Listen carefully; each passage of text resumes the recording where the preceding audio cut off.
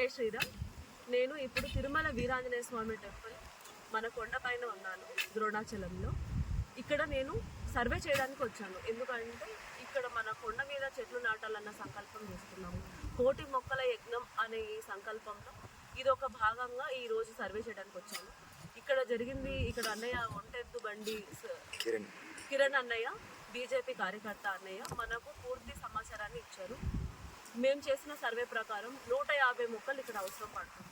అంతేకాకుండా చెట్టు సైజు మనకు 7 నుంచి 8 అడుగులు ఎత్తు ఉండేలాగా మనం ఇక్కడ ఈ చెట్లను నాటితే మేకలు కానీ పశువులు కానీ ఏవి తినకుండా మొక్క అనేది సునాయాసంగా పెరిగిపోతుంది, మనకు నీడనిస్తుంది, ఆక్సిజన్ లెవెల్స్ కూడా మనకు పెరుగుతాయి.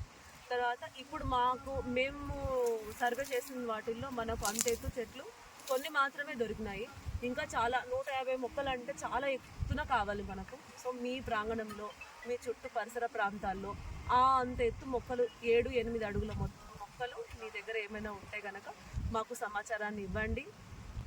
ఇంకా ఈ టెంపుల్లో ఇక్కడ మనం మొక్కలు నాటడానికి మీ వంతుగా మీరు వచ్చి ఇక్కడ మొక్కలు నాటి మీ బాధ్యతని కూడా మీరు తీర్చుకోవాలని నేను కోరుకుంటున్నాను. ఫాస్ట్. సో ఇప్పుడు వర్షాల కాలం కాబట్టి ఇప్పుడు మనం మొక్కలు నాటినామంటే మళ్ళీ వచ్చే సంవత్సరం వరకు కూడా ఎంతో హాయిగా చెట్లు అనేవి పెరిగిపోతాయి.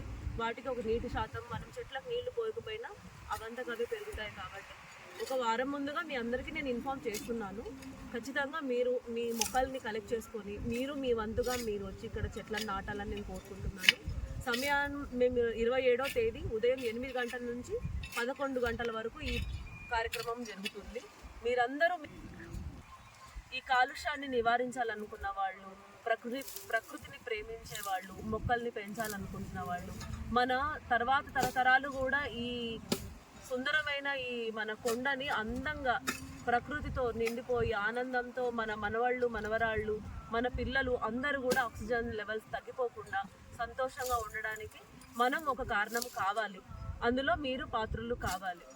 జై శ్రీరామ్.